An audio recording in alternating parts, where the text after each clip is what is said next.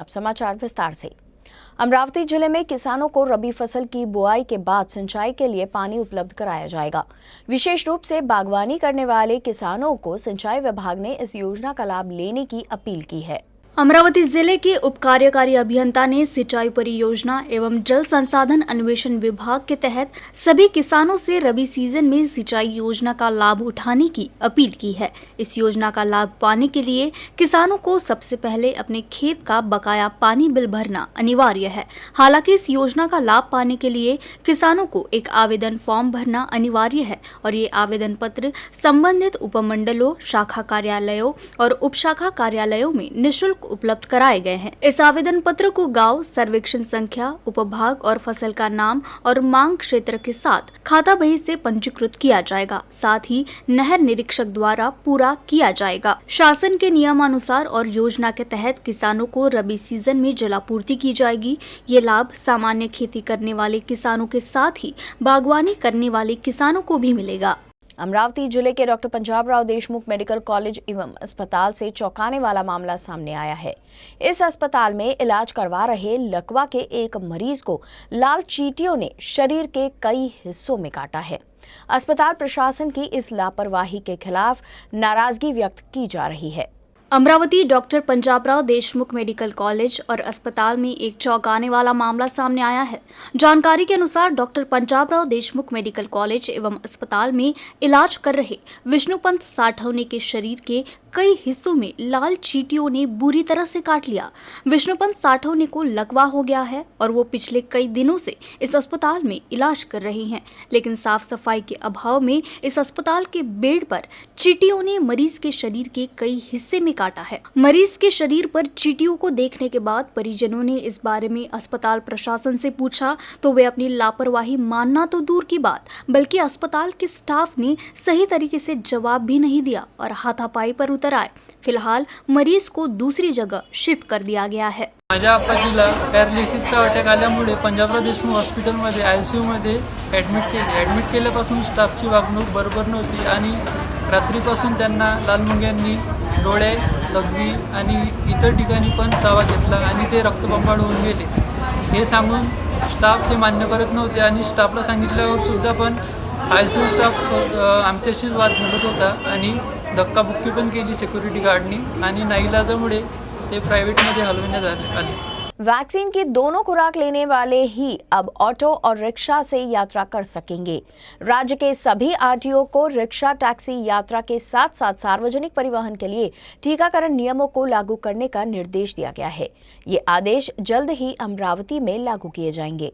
Corona virus Omicron के खिलाफ एहतियाती उपाय के रूप में सार्वजनिक परिवहन के साथ साथ रिक्शा, टैक्सी यात्रा के लिए टीकाकरण नियम लागू किए जाएंगे। राज्य सरकार ने हाल ही में सार्वजनिक परिवहन का लाभ लेने के लिए केवल उन लोगों को अनुमति देने का निर्णय लिया है जिन्होंने वैक्सीन की 2 खुराक ली है। रिक्शा चालकों को अब रिक्शा और टैक्सियों से यात्रा करने की अनुमति होगी और परिवहन आयुक्त कार्यालय ने राज्य के सभी आरटीओ को निर्देश जारी किए हैं। क्षेत्रीय परिवहन अधिकारी राम गीते ने कहा कि आदेश ने अमरावती में क्षेत्रीय परिवहन कार्यालय को भी प्रभावित किया है और जल्द ही एक जांच शुरू की जाएगी। इसीलिए इस आदेश पर 1-2 दिन में अमल शुरू होने की संभावना है। कोविड लसीकरणाबाबतीत प्रत्येकाचं लसीकरण झालं पाहिजे यासाठी शासनाने काही निर्देश दिलेले आहेत। त्यामध्ये प्रवासी वाहन म्हणजे कुठलेही वाहन, बस असो, रिक्षा असो, टॅक्सी असो, तर अशा वाहनातून प्रवास करत असताना प्रत्येक नागरिकांनी आपलं वॅक्सिनेशन झालेलं असल्याशिवाय अशा वाहनात बसू नये आणि तसंच जे वाहनाचा मालक किंवा चालक आहे त्यांनी देखील असं वॅक्सिनेशन सर्टिफिकेट असल्याशिवाय आपल्या वाहनात बसू नये। अन्यथा त्या बाबतीत काही दंडात्मक कारवाई आरटीओ पोलीस विभागाकडून केली जाणार आहे आणि त्यासाठी सर्वच नागरिकांनी पण वॅक्सिनेशन असल्याशिवाय अशा कुठल्याही प्रवासी वाहनात बसू नये आणि जे प्रवासी वाहनाचे जे चालक व मालक आहेत त्यांनी देखील खबरदारी घ्यावी की वॅक्सिनेशन सर्टिफिकेट असल्याशिवाय प्रवाशांना बसू नये आपल्या वाहनात। आइए इन ग्राफिक्स के माध्यम से इन नए नियमों पर एक नजर डालते हैं। जिन ड्राइवरों के पास यूनिवर्सल ट्रैवल पास या टीकाकरण प्रमाण पत्र नहीं है उन पर भी मुकदमा चलाया जाएगा। 500 रुपये या उससे अधिक का जुर्माना होगा। दंडात्मक कार्रवाई करने का अधिकार नगर पालिकाओं और पुलिस के पास होगा। इसीलिए कार्रवाई करने के बाद आरटीओ के दस्ते संबंधित एजेंसियों से संपर्क करेंगे। इसके लिए पुलिस, यातायात पुलिस और नगर पालिकाओं की मदद ली जाएगी। टीम निजी यात्रा बसों का भी निरीक्षण करेगी। कोरोना के नए रूपों के संभावित खतरे को देखते हुए अमरावती में टीकाकरण ने गति पकड़ ली है। शहर में 51 से अधिक टीकाकरण केंद्रों पर टीकाकरण कराने के लिए नागरिकों की रिकॉर्ड संख्या देखी जा रही है। अमरावती शहर में 40 विभागीय कैंप और 5 मोबाइल वैन के माध्यम से टीकाकरण किया जा रहा है। प्रशासन ने कोरोना की तीसरी लहर और ओमिक्रॉन वेरिएंट से निपटने के लिए 30 नवंबर से पहले 100% टीकाकरण का आह्वान किया था, जिसे लोगों का जबरदस्त रिस्पांस मिल रहा है। पिछले 4 दिनों से शहर में हर दिन रिकॉर्ड संख्या में टीकाकरण हो रहा है। शहर में केवल टीकाकरण वाले लोगों को सामूहिक कार्यक्रमों, समूहों आदि में शामिल होने की अनुमति है। नगर में टीकाकरण न करने वालों के प्रवेश पर रोक लगा दी गई है। इसीलिए कहीं कहीं लोगों से वैक्सीन सर्टिफिकेट की मांग की जा रही है। नगर निगम के उपायुक्त नरेंद्र वानखेड़े के आदेश पर नागरिक स्वास्थ्य विभाग द्वारा अभियान शुरू किया गया है। नगर प्रशासन ने डोर टू डोर अभियान के तहत शहर में टीकाकरण अभियान युद्ध स्तर पर है।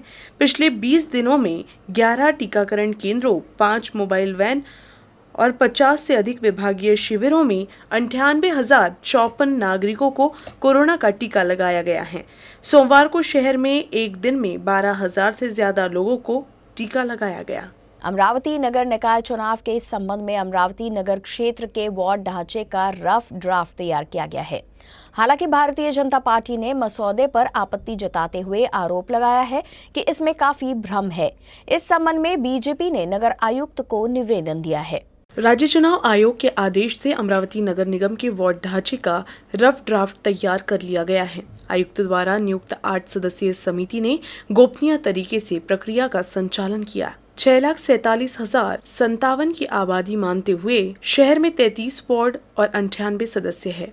इनमें से 32 वार्डों में 3 सदस्य और 1 वार्ड में 2 सदस्य होंगे। 1,11,434 अनुसूचित जाति और 15,955 अनुसूचित जनजाति की आबादी को आरक्षण के लिए माना जाएगा। हालांकि कई वार्डों को एक और वार्ड से जोड़ा जाएगा, जिसमें आरोप लगाया गया है कि वार्ड संरचना के प्रारूपण में बड़ी गड़बड़ी हुई है। ऐसे में मतदाताओं को बेवजह नुकसान उठाना पड़ेगा। इसीलिए बीजेपी की ओर से कमिश्नर को निवेदन देकर इस पर पुनर्विचार की मांग की गई। बीजेपी प्रवक्ता शिवराय कुलकर्णी ने सीधे तौर पर सत्तारूढ़ पार्टी पर बडनेरा में हंगामा करने का आरोप लगाया है। बीजेपी ने भी मांग की है कि इस पर दोबारा विचार किया जाए।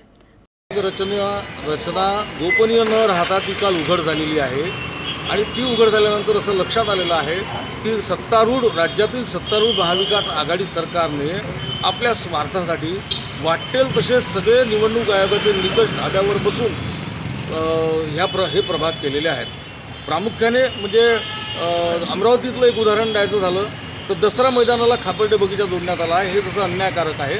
तसं बडनेरामध्ये नव्या वस्तीमध्ये रेल्वे लाईनच्या पल्याड आणि महामार्गाच्या पल्याडचा वरुडा हे गाव जुन्या वस्तीला जोडण्यात आलेला आहे।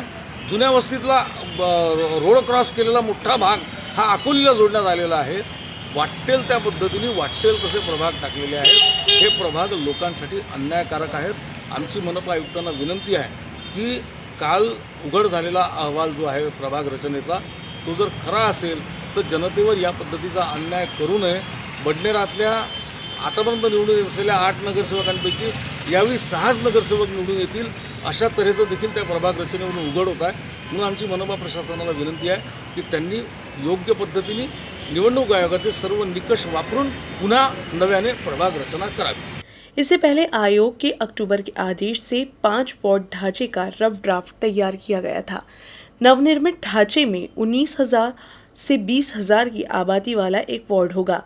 वार्ड प्रशासन की जानकारी के अनुसार 10% की सीमा के भीतर वार्ड बनाते समय सदस्यों की कुल संख्या से विभाजित जनसंख्या को वार्ड की सदस्यों की संख्या से गुणा किया जाता है। इस समिति वार्ड की जनसंख्या वार्ड की औसत जनसंख्या के 10% से भी कम होगी। अमरावती सांसद नवनीत राणा ने लोकसभा में प्रधानमंत्री आवास योजना के मुद्दों पर प्रभावी ढंग से सवाल उठाकर सदन का ध्यान आकर्षित किया है।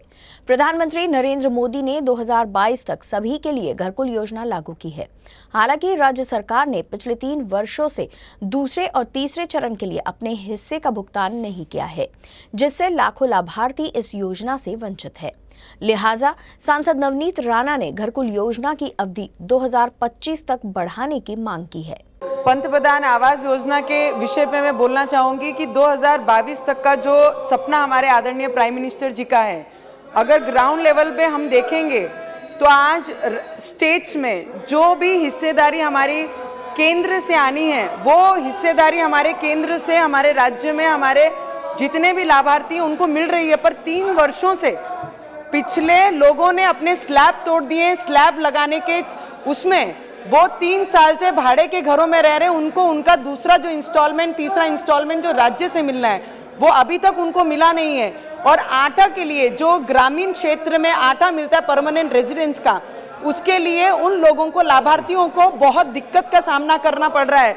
उसके साथ में जितने भी पीआर कार्ड शहरी विभाग में मिलने चाहिए वो भी उन्हें मिल नहीं पा रहे हैं। और पंतप्रधान आवास योजना में जितने भी रिटायर्ड ऑफिसर हैं उन्हें उस क्षेत्र में वापस बिठाया गया है कि आप ये काम कीजिए।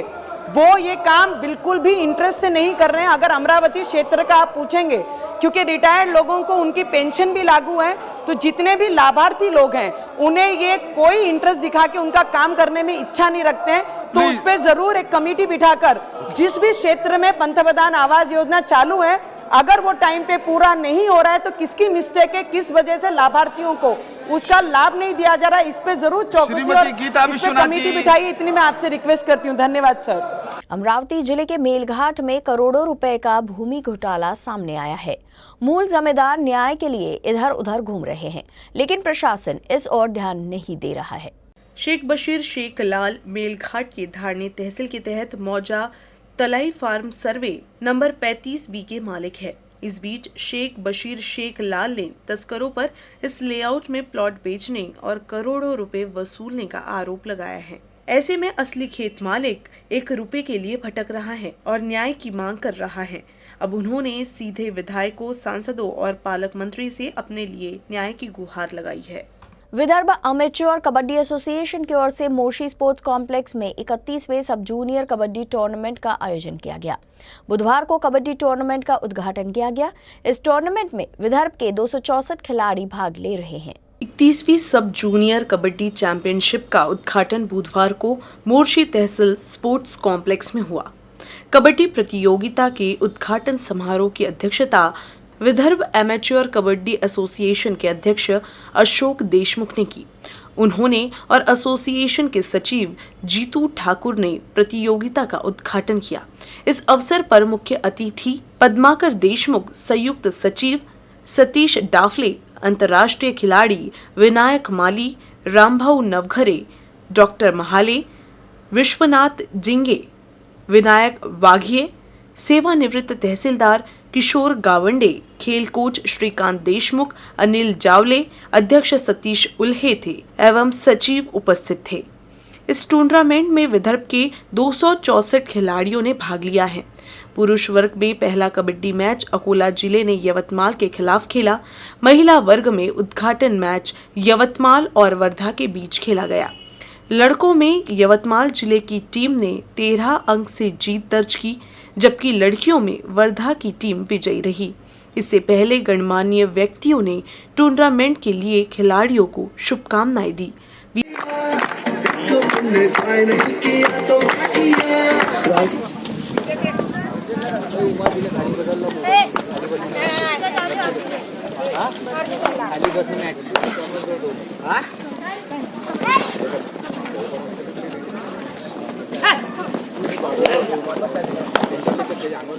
या स्पर्धेमधून जो संघ निवडला जाईल मुला मुलींचा 12-12चा, तो संघ इथून राष्ट्रीय स्पर्धेकरिता उत्तराखंड इथे खेळायला जाणार आहे आणि 28 ते 31 डिसेंबर तिथे ह्या राष्ट्रीय स्पर्धा आहे। त्या स्पर्धेमध्ये विदर्भाचा संघ तिथे भाग घेईल आणि मग यानंतर आम्ही त्याच्यानंतर अजून मग दुसऱ्या टुर्नामेंटचं आयोजन आहे 31 जानेवारी ते 31 डिसेंबर 1-2 जानेवारीला राज्य अजिंक्यपद कबड्डी स्पर्धेचं सीनियर आणि ज्युनियरचं आयोजन चंद्रपुर इथं करण्यात आलेलं आहे। फिलहाल बस इतना ही। खबरों का सिलसिला आगे भी यूं ही जारी रहेगा।